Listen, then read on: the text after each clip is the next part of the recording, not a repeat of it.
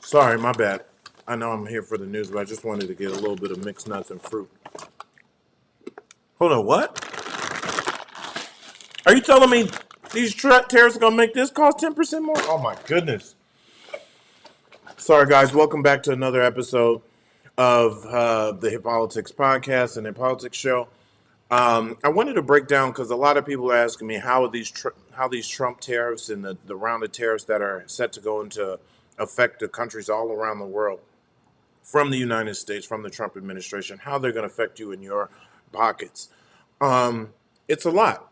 It's just quite frankly, it's a lot. It's unnecessary. It's unneeded. We've already been struggling, and now let's talk about how these latest tariffs might affect you in your everyday life. First up is the groceries. Your grocery bills with tariffs in place are the cost of imported food from all the various countries that we get it can make your weekly shopping a little bit more expensive. Here's a couple things that it hits. It hits coffee. I don't know if you're like me, but I'm a big coffee guy. I love me some Brazilian coffee. Well, now coffee from Brasilia in Colombia, where all the coffee comes from, is a 10% hike on tariffs. The fruit, 25% 25% increase on the cost of fruit from Mexico, as well as Guatemala and Peru. Definitely alcohol.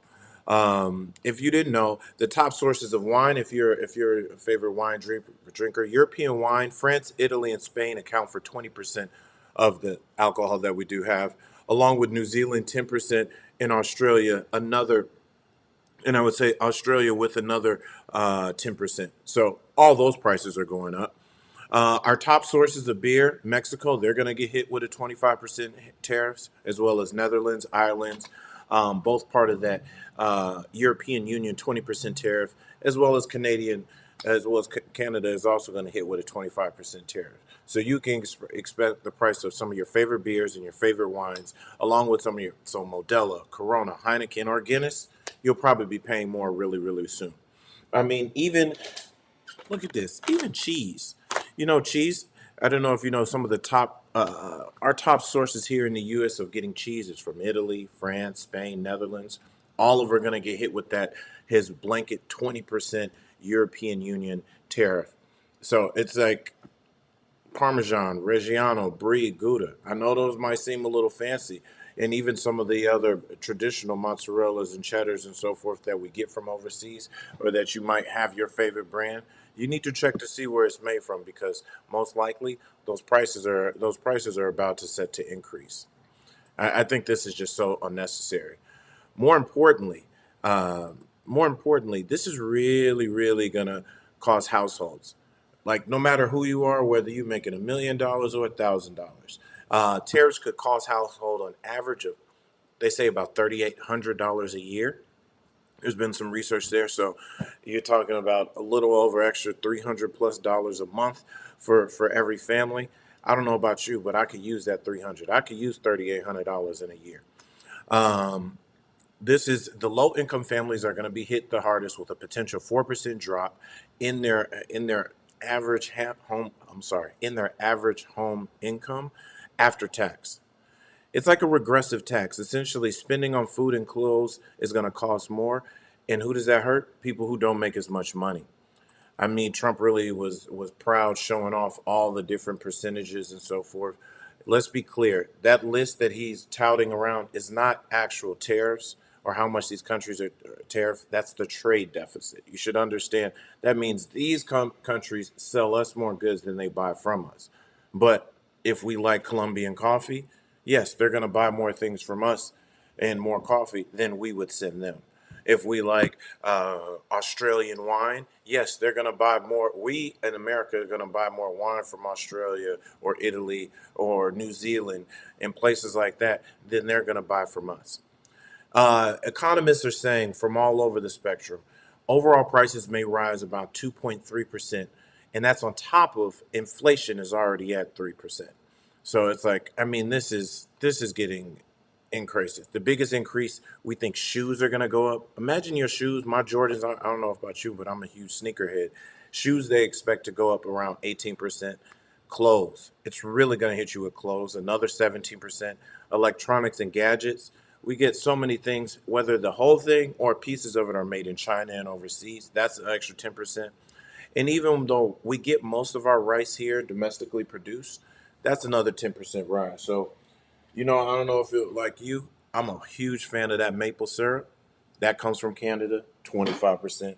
Olive oil, I want my that nice super fresh olive oil from Italy. That's another 20% higher. So expect a lot of these things, the prices just to continue to go up and up. In addition to that, into the addition to that, there was also cars. I think that's the biggest thing where Trump just kind of showed that, you know what, he literally didn't care, and it's really gonna.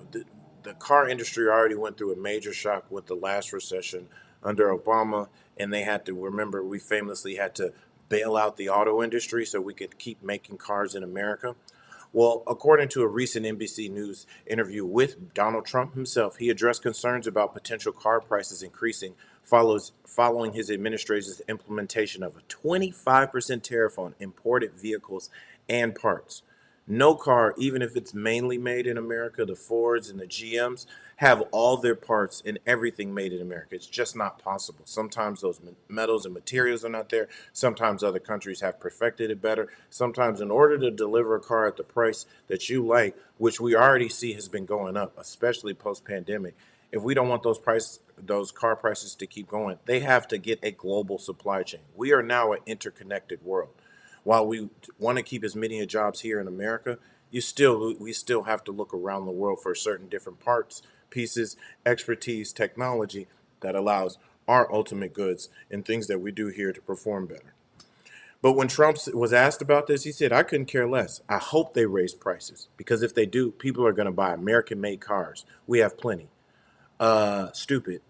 Even if they buy American made cars, say they buy a Ford or a GM, so many parts come from other parts of the country, and guess who those when those companies have to buy more expensive parts, and that means the car costs more. Guess who has to pay that? We do.